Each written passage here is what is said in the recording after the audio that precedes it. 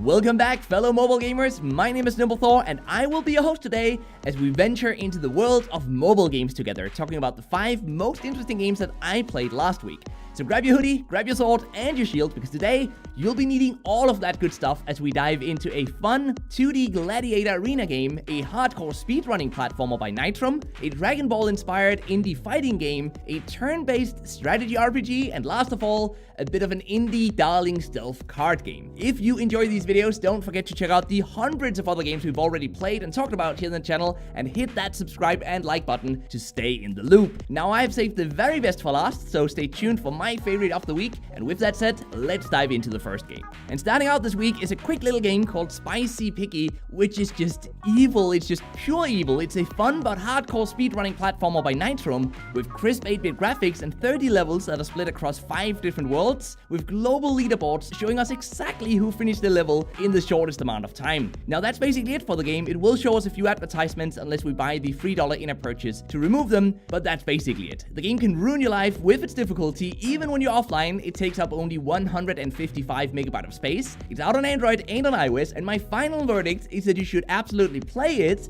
but just make sure not to throw your phone out the window as you rage quit over its difficulty level. Indie Darling Card Thief is a solitaire-like card game with light RPG themes where we move our thief card around on a 3x3 card grid map to sneak past guards or even attack them, pick up chests, and blow out torches to avoid getting caught, all of which replaces existing cards with new ones from our deck until we finally reach the exit card at the end of the deck. The complete gameplay rules are far too advanced to explain in such a short video here today, so just go play the game or watch the full video that I've linked in the description box down below. It's a really fun game, and it's definitely worth it if you enjoy card games. In addition to simply moving cards around, we also have equipable cards that can be used as abilities, and new maps with slightly different rules keep the game interesting. But unlocking all of this is a bit of a grind, which may frustrate casual players. A $3 in-app purchase will unlock the full game on Android, and on iOS, the game comes at a $3 upfront premium price. The game is offline playable, it takes up only 132 megabytes of space, it's out both on Android and on iOS, and if you enjoy card games, this game is almost guaranteed not to let you down, so my verdict is that you should definitely go check it out. Warlords of Aternum is a turn-based strategy game with an extensive single-player campaign with hex grid tactical combat, not unlike Heroes of Might and Magic 3 or King's Bounty Legions. As we play through the campaign, we collect gold, loot, and additional unit cards used to upgrade our units,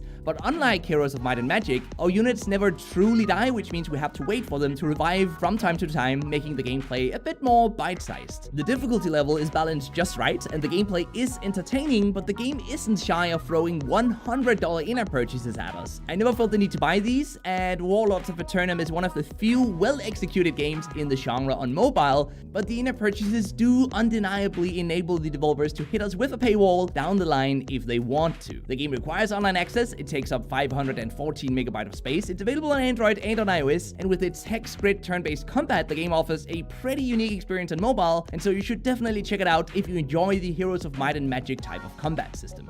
The Final Power Level Warrior is a Dragon Ball-inspired fighting game that, although lacking some polish, shows AAA studios how a fighting game on mobile should be made. No loot boxes, no energy systems, nor frustrating revive systems, and upgrading wait times. So instead, in the Final Power Level Warrior, after picking a fighter from the pretty sizable cast of available characters that increases as we play through the campaign, we head into various single-player fights using a left side joystick and right side ability buttons to attack, charge up, and defend ourselves. The game isn't perfect, especially lacking in UI polish and the amount of content, but the gameplay experience is unique and the monetization is non-obtrusive. The game is offline playable, it'll set you back only 185 megabytes of space, it's out on Android and it's out on iOS, and while this game isn't as polished as I wish it would be, the game isn't bad, and so you should consider checking it out. Tiny Gladiators 2 is a 2D fighting RPG with an extensive campaign mode, AI PvP tournaments, and real-time multiplayer PvP versus friends and guildmates. With a standard attack and 2 to 3 special abilities for each, we take a set of 3 gladiators with us into combat, each fighting until its death, when the next one then jumps in to take over. Now, each of our gladiators is equipped with a set of equipment that we slowly upgrade at a nice pace that doesn't feel needlessly dragged out, and that's what keeps the game interesting. Now, there's no energy system in this game, which is actually pretty already rare for this type of game, and the AI PvP provides free premium currency and increases the chances of getting better loot from the crates that we're rewarded through single player. In-app purchases do allow us to get better gear faster, but they never feel necessary at all in this game. The game requires online access, it takes up 316 megabytes of space, it's out on Android and on iOS, and if you, just like me, like 2D action RPGs but is just tired of energy systems and the like, then definitely give this one a go, as it's my favorite game of the week and I'm still playing it till this day. In fact, I'm quite addicted at this point. Thanks for spending a few minutes with me here today. I hope you enjoyed the video. Let me know which game was your favorite, and until we meet next time, just keep gaming, stay awesome, and I'll see you guys around.